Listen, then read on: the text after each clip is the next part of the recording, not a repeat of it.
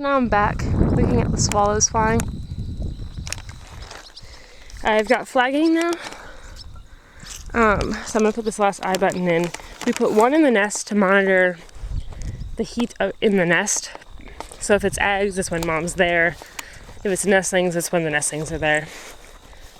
So I'm gonna have to disturb this poor mom again. So luckily now there's a flag. Makes this a lot more easy to find.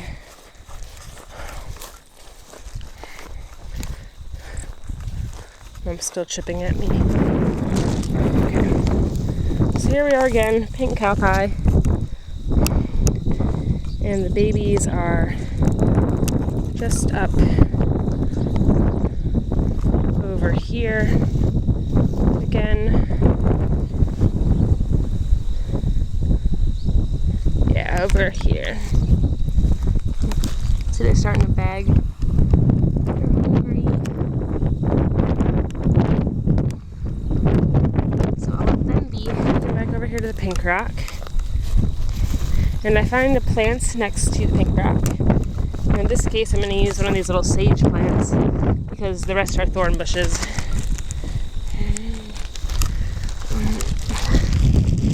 I'm going to take the eye button out of my bag. This is number 48.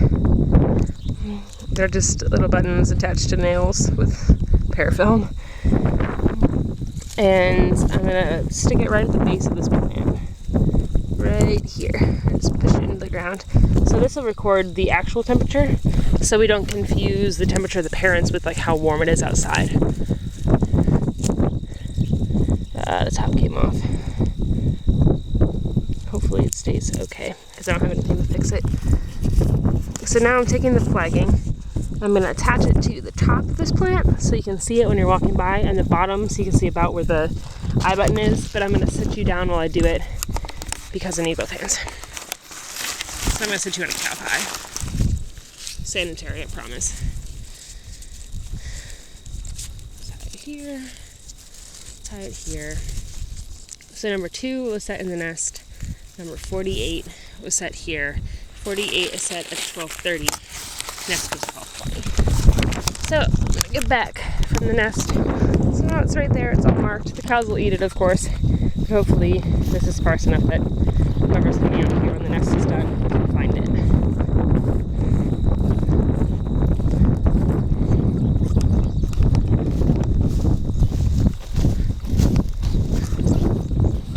All right.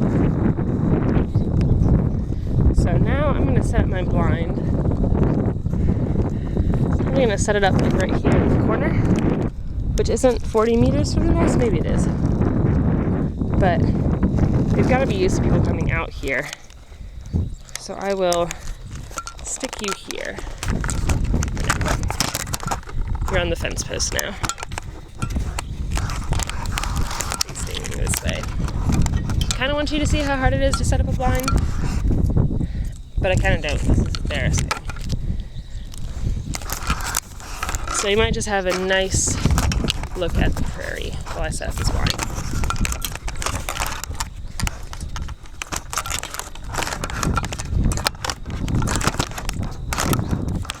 I can't even get you straight, so.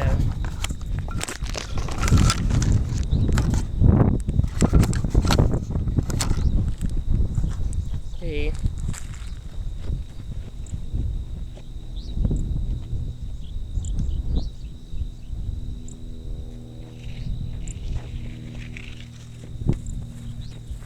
So the ground is getting so dense it's hard to even get the blind up at all, so I may not be able to.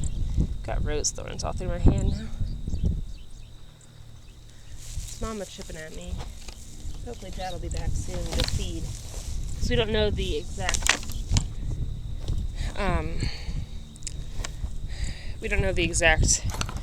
color combinations of either of them yet.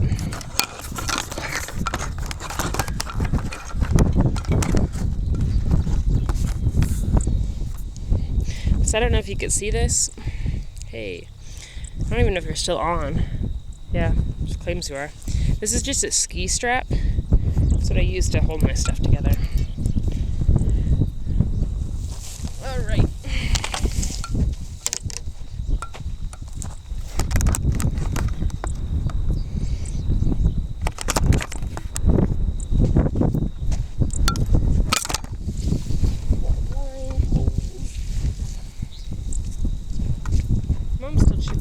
So hopefully this is far enough away. You can never tell with some individuals. And in some of the grassier areas, you can get right up next to them because they know they're well camouflaged. This one isn't. Grassy area.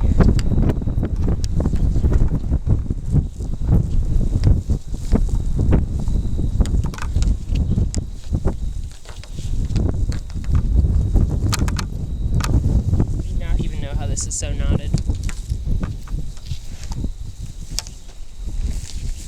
We pretty much guarantee it's too windy, but I'll walk you through the steps either way.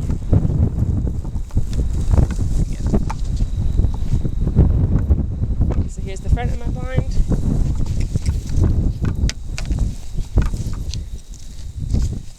And I apologize, my pants zippers are broken, so sorry.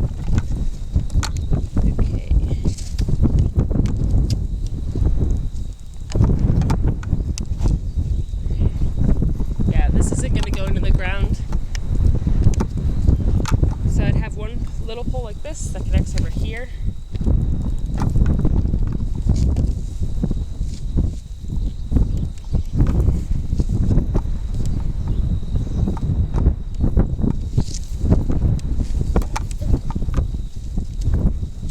And a big pole that would connect these, and then make a little box all the way around. But as you can tell, it's so windy, there's no way this is going to stand. So I'm not even going to bother to put it up. I'm just going to leave it here.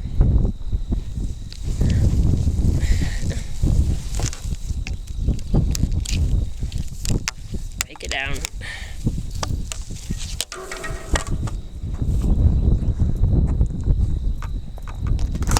just going to leave it like that for now. So instead I'm going to go back. I'm going to grab my stool. Go under the fence.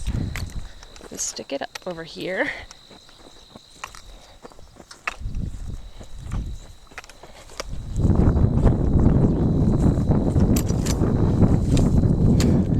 Right up by the barbed wire so my hair gets caught.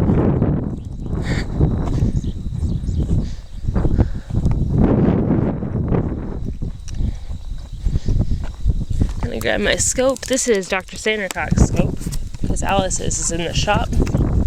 Nice pretty purple flowers around here. I'm currently standing at C3SB, my favorite plot. But now I'm crossing the 2-track, so I'm back into C3SA, which I've never actually been in before, so it's kind of cool, I guess. Only nest ever.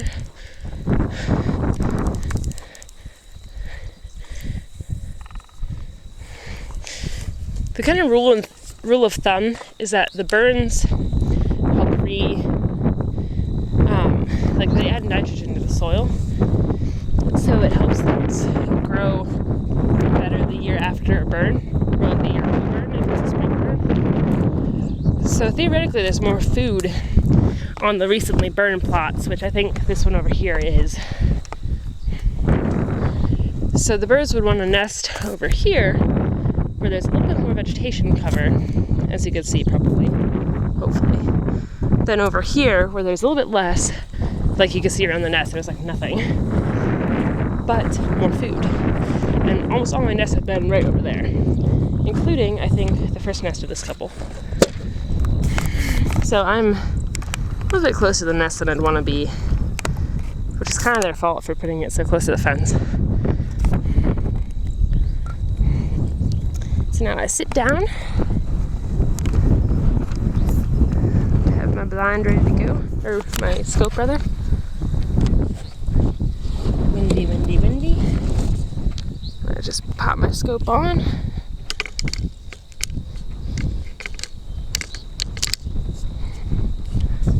And fix it a little bit. So there's the nest over there. I can never actually see the nest. I'm watching what's coming toward the nest basically. So yeah, I just will look through the scope and watch whoever is coming. And I have a little sheet that I'm going to record everything on. This is the nest sheet. I don't know if you can see more than just my shadow, but we record every day that we come here, the date, the time, who observed it, what stage it's in, if it's like nestlings or laying eggs or incubating eggs, whether we saw the nest content or not, because sometimes we come here we can't find the nest, whether there's eggs, whether there's cowbird eggs, the number of each, the number of young, the age of the young, minimum and maximum, and whether the female was seen or the male was seen, and then comments. Now this is a drawing of the nest up close, plants like around the nest, and this is a drawing of like the area, and then the GPS CTMs, how we found the nest. This one she found by behavioral observations, so she heard chipping parents as she looked around until she found the nest, which couldn't have been that hard because it's really obvious.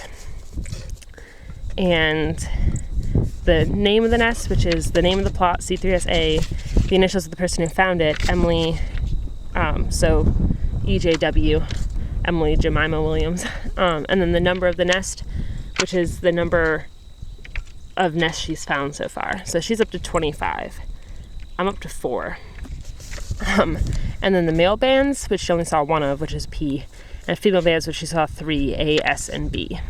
The date it was found, the watershed, which is C3SA, and whether it's inside or outside the plot. Oh, and here's the bearing. From the nest to the pink rock, the GPS point, and it's actually from the pink rock to the nest. She just never changed the form. So luckily I didn't have to use that because that was much fun. So I'm going to mark my ibuttons on the back of the sheet where we have room for recording all the nestling blood stuff when we bleed the nestlings, egg measurement stuff if we find it with eggs, and then ibutton stuff. So I'm going to do that. I'm going to put you up on the barbed wire fence.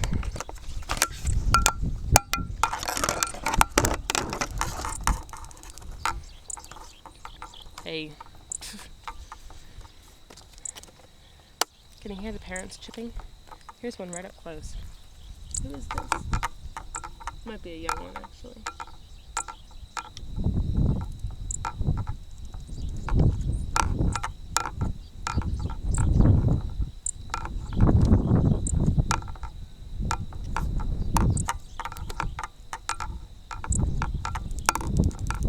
Yeah, that's a young one.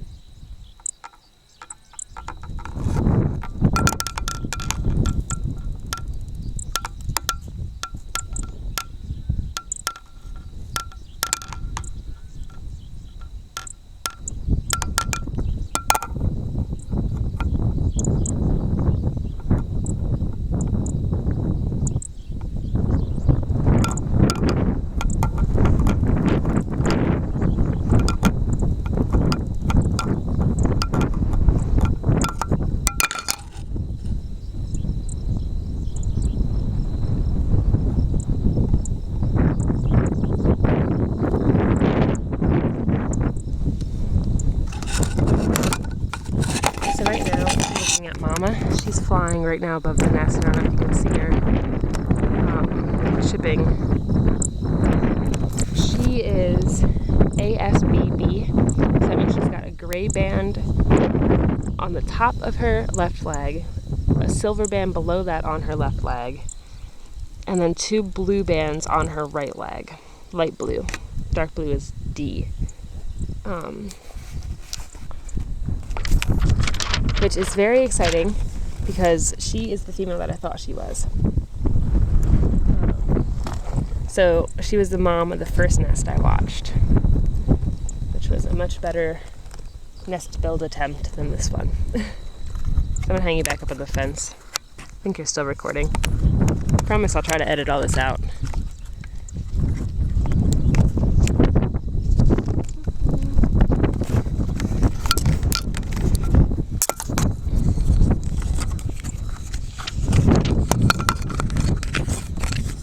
Wondering what all that clanking is? It's the top of the camera. Apologies.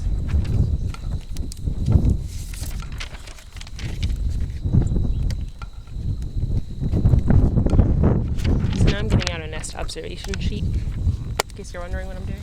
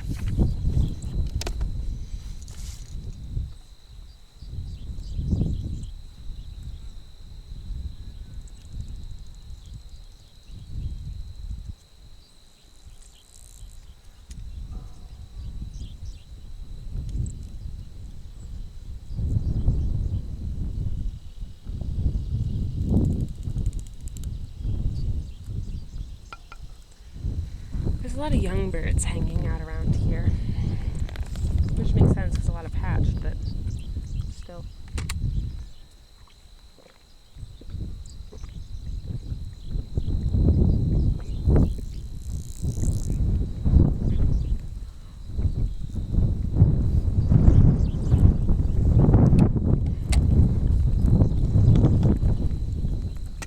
So now I'm going to officially start my observation period.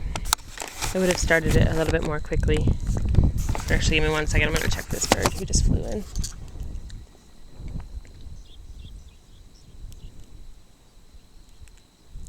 Alright, there's a bird at the nest that is unbanded. A hatchier bird. He's not at the nest, he's near the nest.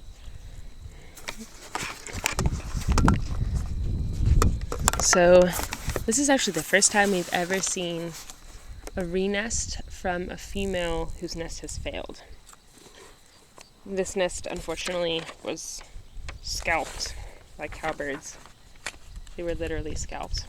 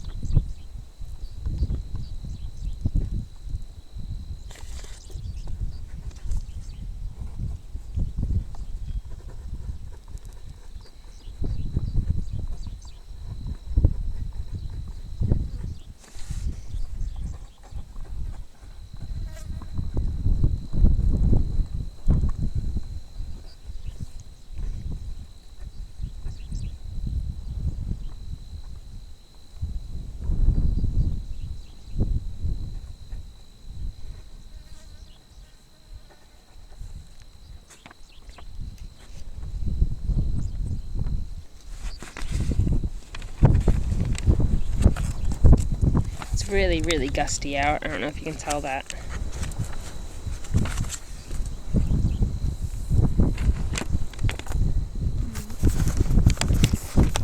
Alright, so here's my nest observation sheet where I put the nest ID, the date, my start time, end time, whether there's precipitation, which there's not, whether there's wind on the Beaufort scale, or Beaufort rather, this is 3.